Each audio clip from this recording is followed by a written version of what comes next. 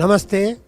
On behalf of the S-VYASA Yoga deemed to be University Bangalore, I welcome Professor Kishore Chakrabarti ji and Professor Chandana Chakrabarti ji from America and Dr. Rajni Jairam, Dean of Students' Welfare and Professor of Sanskrit from Jain University.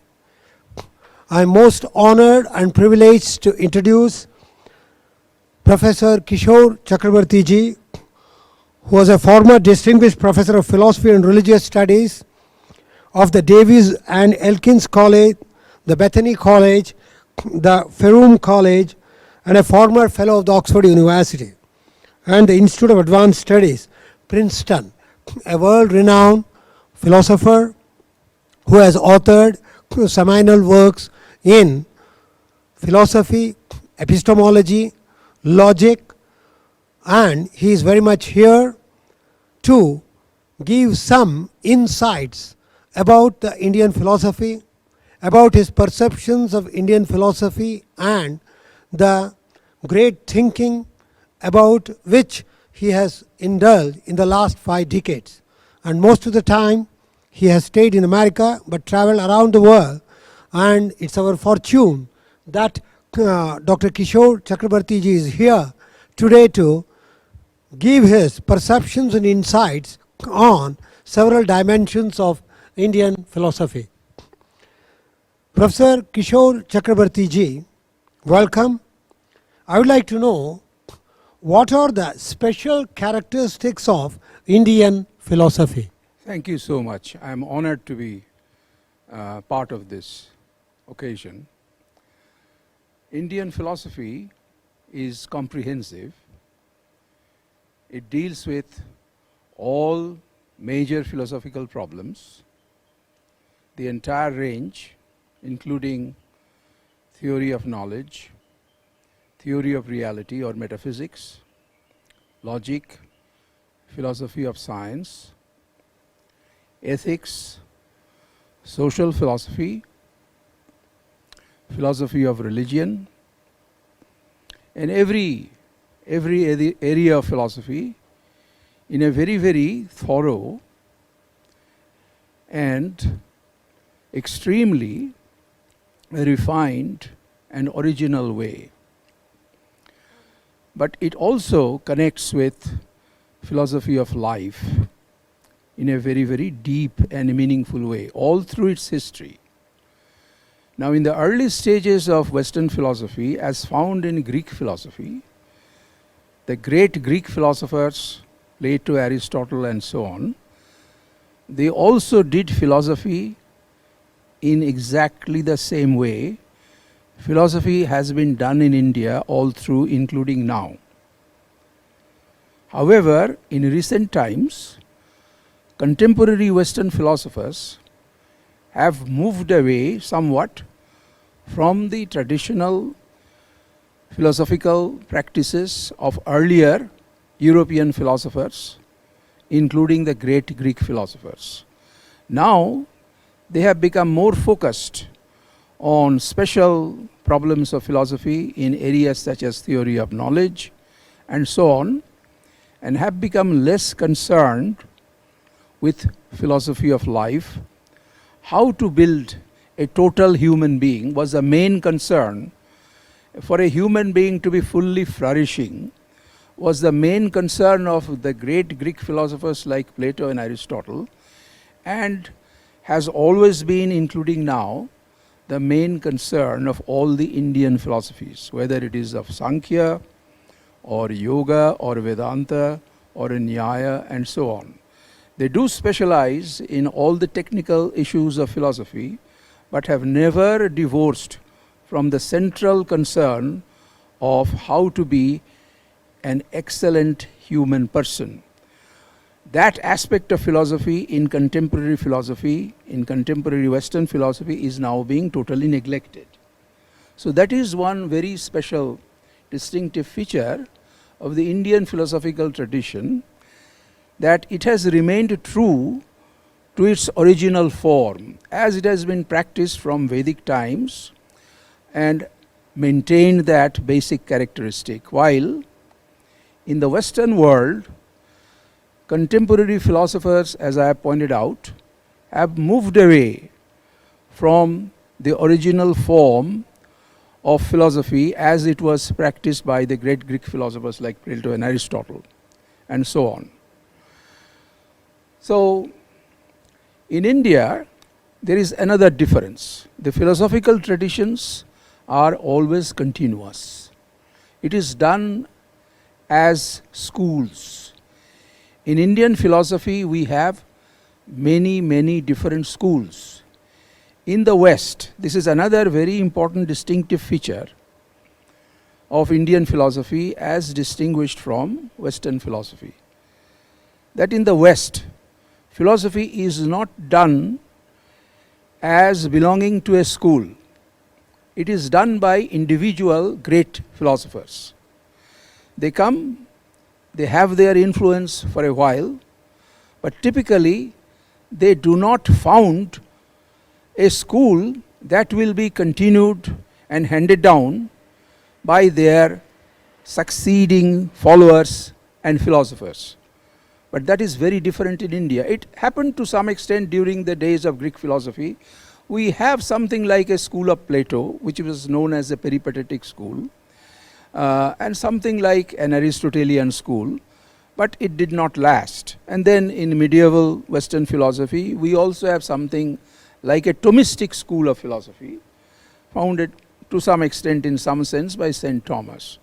But it is not anything like the way philosophical schools have operated in the Indian tradition. In the Indian tradition, the philosophical schools go back to the time before the beginning of the Common Era. All of them, whether it is Vedanta or Nyaya or Sankhya or Yoga, they are all very significantly pre-Christian, before the Common Era. Long time, many centuries before the Common Era. And right then, each one of them formed schools. So we have a Sankhya school of philosophy, we have a Yoga school of philosophy, and so on. 6 major Orthodox Hindu schools, 4 major Buddhist schools of philosophy, and 2 major Orthodox Jain schools of philosophy, and 1 materialistic school of philosophy known as Charvaka philosophy. So each one of them has formed as a school for more than 2000 years, and much more than that actually, from very early times, and have retained their distinctive character as a school all through, including now. So the Nyaya school is still alive and well, and still producing great thinkers. So is the Vedanta school, and so on, from so early times down to now. This has never happened in West. This is another very distinctive feature. Now, why this is so important? Since in the West, philosophy is done by individual philosophers, their legacies are never properly preserved. As the philosopher leaves the scene, others do come in, but others are not as interested in the philosophy of that particular philosopher as they are interested in their own philosophy that they are willing to introduce. So, the philosophers in Roman times who followed the Greek philosophers, they have their debts to their Greek philosophers, but they were also interested in leaving their own legacy, which did not match with the legacies of the great Greek philosophers. They diverged away from them. Then came the medieval times. They diverged away from both the Greek and the Roman philosophical traditions. So, in India it is very different. Throughout the ages, the succeeding philosophers have built upon the philosophies handed down by the previous great philosophers. They have made them even more developed, even more logical, even more comprehensive, without changing the core of it.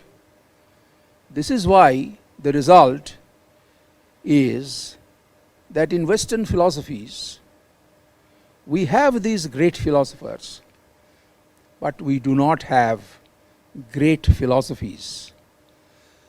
The philosophies produced by these individual great philosophers, have not been able to survive, none of them, in the form in which they were originally proposed and built and developed. In India, they have continued to build upon the same basic philosophies, so it has reached a level of perfection, such a great level that no Western philosophy can even come close. There are so many problems, so many difficulties, and each one of the Western philosophies produced by these great Western philosophers, that none of them can survive a serious critique. They're full of difficulties. I don't have the time to prove that. For that, I have to discuss at least one or two of the great philosophies coming from the West and show how weak they are. How illogical and full of inconsistencies they are, whether it is from Descartes or from Plato or from St. Thomas or from some contemporary philosopher like Strawson or Russell and so on. None of those philosophies can survive serious critique. Come to India. Take any philosophical school of India, whether it is Sankhya, whether it is Jain, each one of them has reached a level of perfection because of being built over such a long period of time throughout the centuries and developed by such great thinkers, building upon the previous philosophies, not rejecting it. They are impossible. Nobody can seriously challenge on philosophical grounds any one of these Indian philosophies. They have reached such a high level. One can make an effort. But if there is a true expert of Vedanta present, one who will try to refute Vedanta will be defeated. If there is a true expert of Nyaya present, one who will try to refute Nyaya will be put in very poor shape very quickly. That is also true of Jain philosophies. That is also true of Buddhist philosophies. They have reached such a high level of perfection. This is another very distinctive feature. This is how Indian philosophies differ from Western philosophies. Though the Western philosophies have been produced by individual great philosophers, the philosophies that we have from the West are not defensible in the form, none of them, that we have them. While in India, each one of these philosophies, produced by each one of these schools, has reached such a high level that each one can be fully defended on philosophical grounds. This is a very marvelous thing that has happened here. And the other main difference, as I pointed out, philosophy here never became divorced from the core interests in how to be a good person. That always has remained central, as it was in the early stages of Western philosophy. And even in medieval times, if we look at Thomistic philosophy, that is what he is trying to give us. How to be a good person. But that has never happened in India. That has remained the main focus, the center of all philosophies in India. Thank you, Professor Kishore Chakrabarti ji. In your informal discussions, you were speaking about the cultural and the academic and the philosophical exchanges between India and Greece, and Indian philosophy with that of the Greek philosophy and the European philosophy. How far the Indian philosophy has influenced and impacted the Greece and the European philosophy? The influence of the Vedic and the Upanishadic philosophies on these great Greek philosophers like Plato and others have been fully documented. Plato also holds that the Atman goes through a beginningless process of reincarnation, And the only way for the soul to make progress spiritually is through knowledge. For Plato, virtue is knowledge. This is also the classical Indian view, whether you go to Vedanta or Nyaya. For spiritual progress, what you need is tattva jnana, knowledge. In the West, ethical practice is grounded on, more so in modern times, because, as I said, they have moved away from their original Greek basis to some extent. It is concerned with conduct, good conduct. Ethics has become the study of behavior. This was not the view of Plato. For him, it is knowledge. Virtue is knowledge. That is the viewpoint of classical Indian philosophers as well. Classical viewpoint of Jain philosophers as well. You know, the Jain. That's what it means. Knowledge. Buddha. What does it mean? Bodhi. Knowledge. You see, the same way in which Plato, how did Plato get this view? This is very solidly documented that there were Hindu thinkers present in Athens during the time of Plato, and Plato had conversation with them. This shows Indian influence on Plato, who is the most influential Western philosopher ever. So the whole of Western philosophy is influenced that way. Alfred North Whitehead was one of the leading 20th century philosophers, has said this: the whole of Western philosophy is a series of footnotes on the philosophy of Plato. This is Alfred, absolutely one of the most influential recent philosophers, who co-authored with Russell Principia Mathematica, absolutely the classical philosophical work of recent times. So that is the influence of Plato, who was deeply influenced by the Vedic and Upanishadic views, well documented by dozens and dozens of Greek thinkers themselves, including Diogenes Laertius, Suidas, and so on and so on. They themselves say that all these Greek philosophers were very seriously interested in studying Indian philosophy.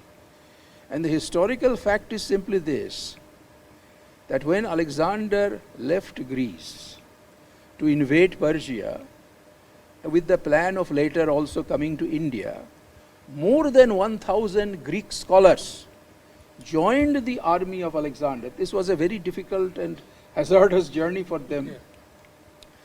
Why? Not to fight in India, but to study Vedanta, but to study Nyaya, and so on and so on. They were so,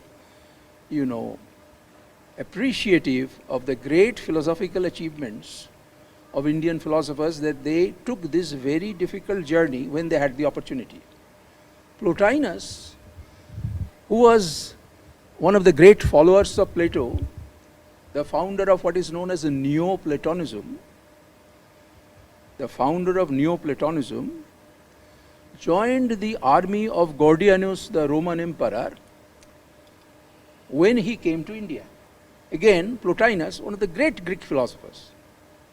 Why? Because he wanted to study firsthand Vedanta from the Vedantins themselves. Aristotle's nephew, whose name is Callisthenes, also joined the army of Alexander and spent 6 years in India. And then he went back to Athens.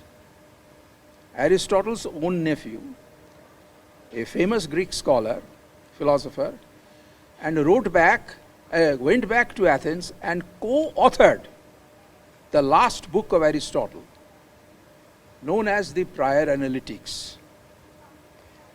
Callisthenes is not just a relative of Aristotle, he is a great scholar in his own right, somebody who is spending 6 years in India and going back probably after learning the theory of Nyaya, which has 3 central terms, Paksha, Sadhya and Hetu, like the categorical syllogism of Aristotle, which also has three central terms, called the middle term, which is similar to Hetu, the middle term, the major term, similar to the Sadhya, and the minor term, similar to the Pakshya. The structure of categorical syllogism is so similar to the structure of Nyaya. The fact that Callisthenes spent 6 years in India, and he was not a businessman, he was a scholar, and he went back and co-authored with Aristotle, provides very solid evidence of a Nyaya influence, because structurally they are very similar, Nyaya and categorical syllogism.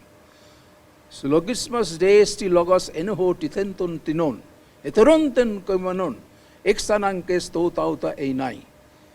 This account of Aristotle, this definition, very similar to the definition of Nyaya in Sanskrit.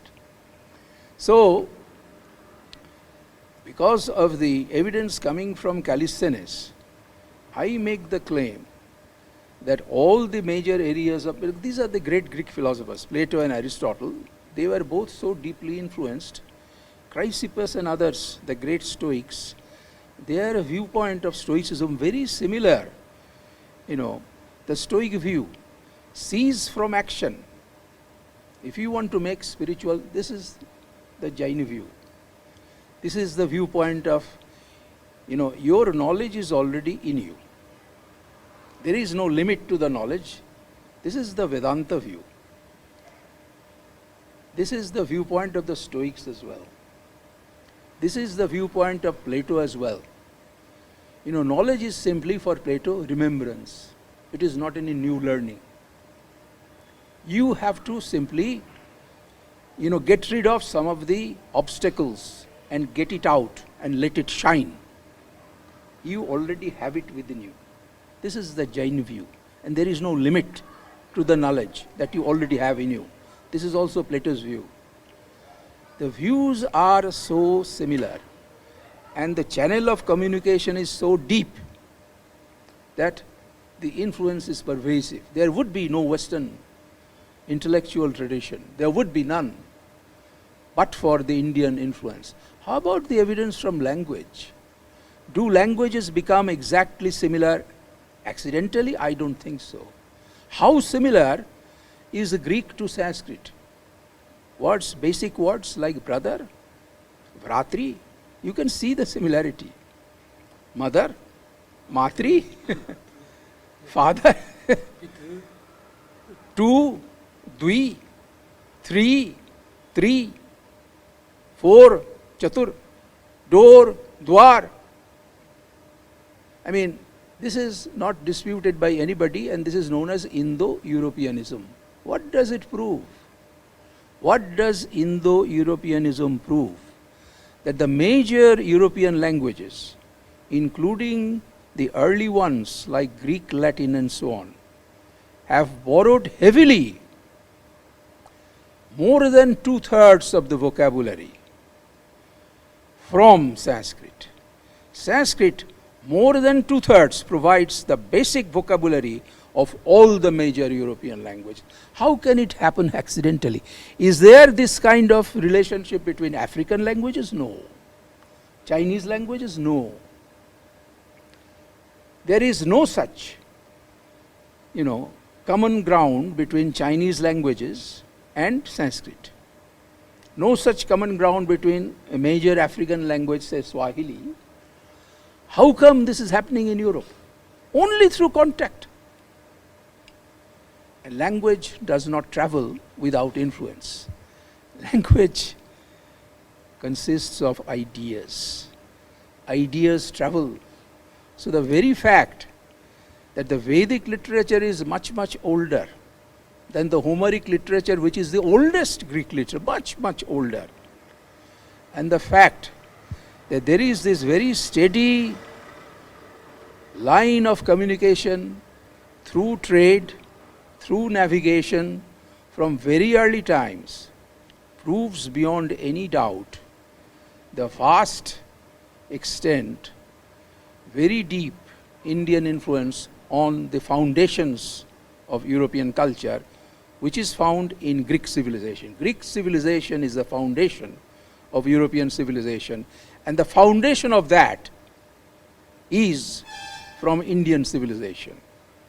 India has provided the foundation for European civilization as well as a lot of Chinese civilization. We should understand that through the spread of Buddhism from the time of Emperor Ashoka, as Buddhism travels into China, the indigenous Chinese religious traditions known as Confucianism and Taoism, fell into the background to a large extent for a long period of time before they recovered. For many, many centuries, from the 3rd century onward, from the time of Emperor Ashoka, Confucianism and Taoism was not practiced in a very widespread way in its homeland China. What was practiced and what is still practiced in a very widespread way in China, Japan and so on, Southeast Asia, is Buddhism. The more Chinese are Buddhists today than they are Confucians, Confucianism is there. Taoism, these are the indigenous, cultural, religious traditions of China. They are there. But majority of Chinese, even today, not just in the time of Ashoka, all down 3 centuries, are still followers of the path of Buddha. When I go to China, because I am Chakravarti, and that is Buddha's name, in Pali it is Chakravarti, in Sanskrit it is Chakravarti, I am treated almost like God because of my family name. Chinese professors, Japanese professors, they think because of this kind of cultural, this is who we are. We should understand this. This is who we are. We have laid the foundations of world civilization. These are the major civilizations in the Chinese civilization, the Greek civilization. Both are very deeply indebted to our ancestors, the civilization they built. Thank you, Dr.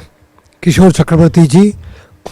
Dr. Rajni Jairam is the Dean, Student Welfare and Professor of Sanskrit at Jain University, and she has contributed significantly to the growth of knowledge at the national and international levels, having contributed articles, books, as well as organizing several important seminars on diverse subjects at the national and international levels. I request Dr. Rajni Jairam to interact with Dr. Chandana Chakrabarti ji. Welcome, Dr. Chandana Chakrabarti. She is a professor of eminence, a professor of philosophy, who is a fellow from SUNY Buffalo, as also from Davis and Elkins College, Bethany College, Notre Dame, and many more. Madam Chakrabarti has taught at many universities on both Eastern and Western philosophies. Other than this, Madam is instrumental in conducting conferences all over the world ever since early 90s. She has brought with her a wealth of knowledge and trained many young scholars in organizing conferences, seminars, discussion podiums and workshops. One of her path-breaking projects is on the ethical impact of the globalization of education and the significant impact on the national curricula, and India is one of the partnering countries with her. Madam, I would like to ask you, this is a very prominent project coming from the Templeton Foundation, the Durham University and the Institute for Cross-Cultural Studies and Academic Exchange, of which you are currently the director. Can you please throw some light on the project and the kind of impact that it would have on the education policy? Thank you all, and I'm so blessed and honored to be invited here by two leading academicians. So it's my honor and privilege to be here in your campus. And regarding the question which Rajni Jairam asked me, this is a project I never thought of applying. It almost came, you might say, from the sky. One day, as I opened the email, I got a letter from Durham University, UK, whether our organization would like to apply for a Templeton grant. And these are, most of them are projects related to educational activities.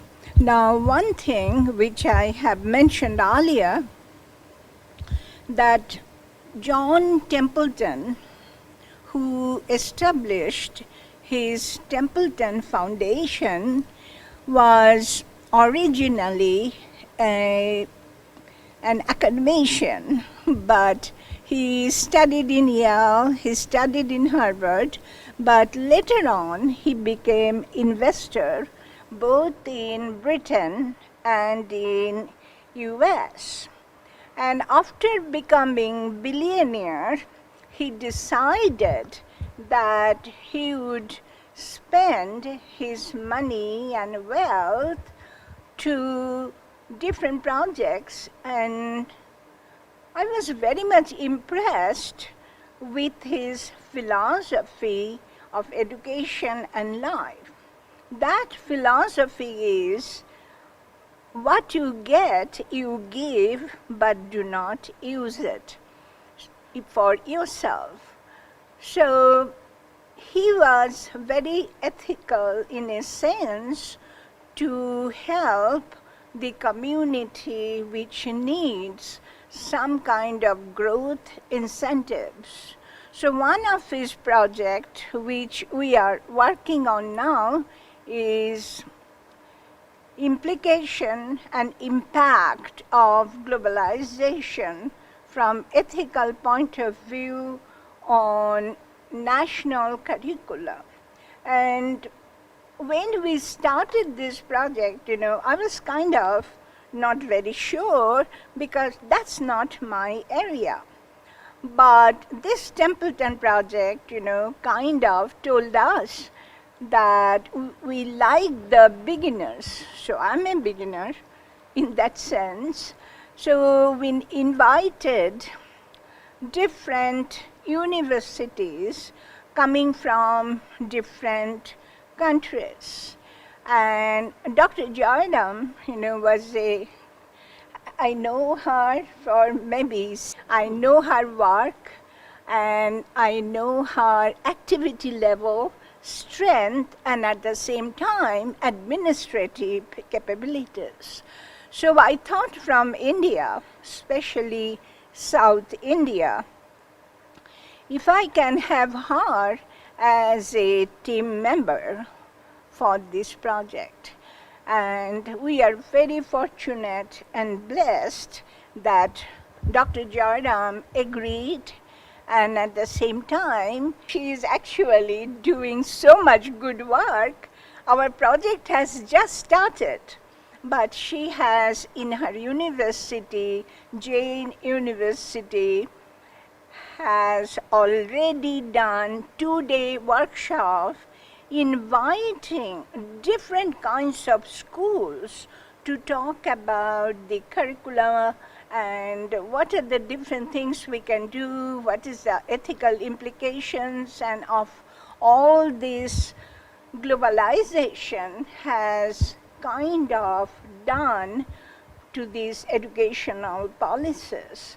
So in a sense, globalization is also the part of the cultural evolution. And as you know, the culture never stays stagnant. It moves like a river, And when it moves like a river, it will finally, what it does, it aims to go to the ocean.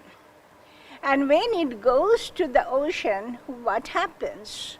All the waters from all the different rivers is no more keeping their identity. So in another word, when a river joins the ocean, it becomes homogeneous.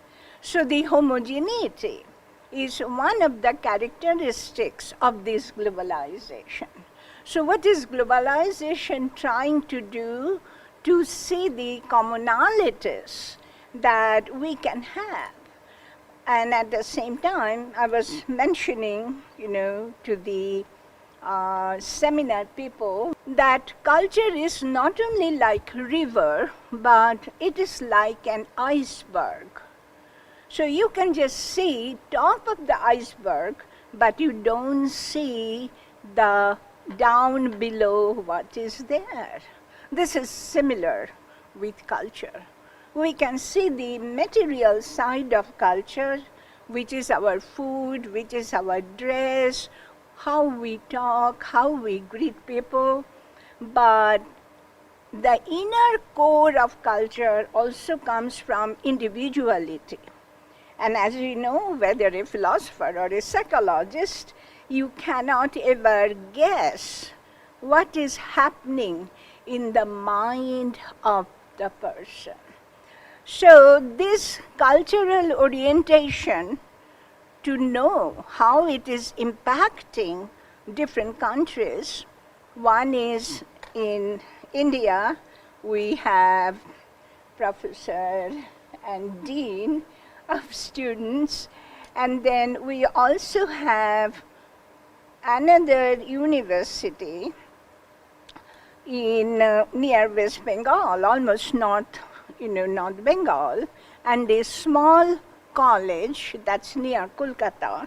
The idea being, we want to see the diverse population, how they are handling the different kinds of ethics, different kinds of things, which you say either brain death by globalization, or globalization is making every culture the same. We are losing the authenticity of different culture. So we chose these three different sectors of the universities and colleges to see that. Other than India, we also have Indonesia. So we have Indonesia, as you might know, is the main population of Indonesia is coming from Muslim religion. So we can see how globalization affects Muslim education. So we do have two different distinguished professors from Indonesia. Then, having taught in China for some time, we do had several Chinese friends. And when we were in China, basically Shandong University and Yibin University, we found that communistic philosophy is kind of going away, in a sense that everybody is now looking for money, and the growth. And though they believe, in a sense, that there is all freedom, but I don't know whether there is one freedom, one democracy, because there is just one power, one group of politicians. So in another word, we wanted to see how China is doing, what are the ethical implications of globalization in China. The other country we chose is Taiwan. So Taiwan has Chinese base, to start with, but they're very different from the Chinese population. So other than these Asian countries, we chose Finland, and Dr. Jairam has also worked with Tommy Lehtinen, who is our co-investigator, and Dr. Chakrabarti is our primary investigator. So all our group members and team members know Dr. Jairam, and we are planning to have different projects, different workshops involving school children, and the age of the school children between 7 and 15.